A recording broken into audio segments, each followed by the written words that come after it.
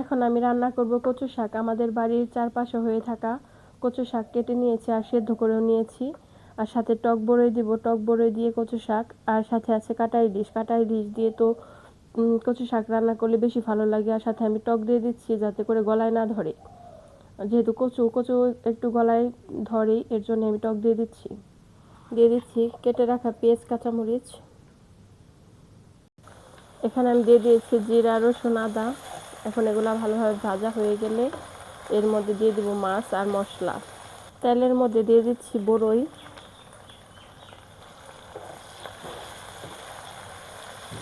বড়ই দিয়ে কচু শাক সেই স্বাদ লাগে। আর সাথে যদি থাকে কাটা ইলিশ তাহলে তো কোনো কথাই নেই। এখন দিয়ে দিচ্ছি কাটা ইলিশ। কাটা ইলিশ আমার কাছে খুবই ভালো লাগে। কাটা ইলিশ দিয়ে আলু দিয়ে ভুনা করলেও ভালো লাগে। আর কচু শাক দিয়ে একটু বেশি ভালো লাগে, এর জন্য আমি মাঝে মধ্যে রান্না করে খাই। দিয়ে দিচ্ছি মরিচ গুঁড়া।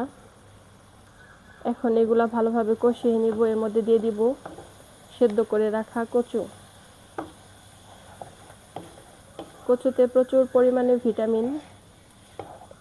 যাদের যাদের ভিটামিনের খুবই অভাব অবশ্যই এইভাবে রান্না করে খাবেন।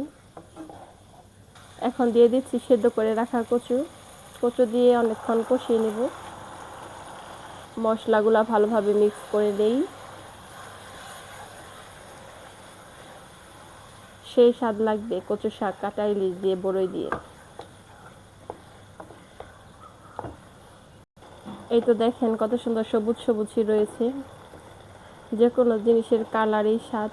আর কালার যদি ভালো না আসে খেতেও ভালো লাগে না।